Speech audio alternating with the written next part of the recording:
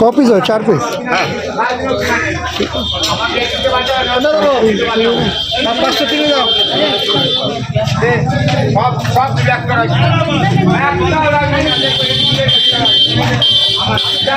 আরে এলে 350 350 350 বড় বড় ইলিশ খাবে 350 350 টাকা গেলে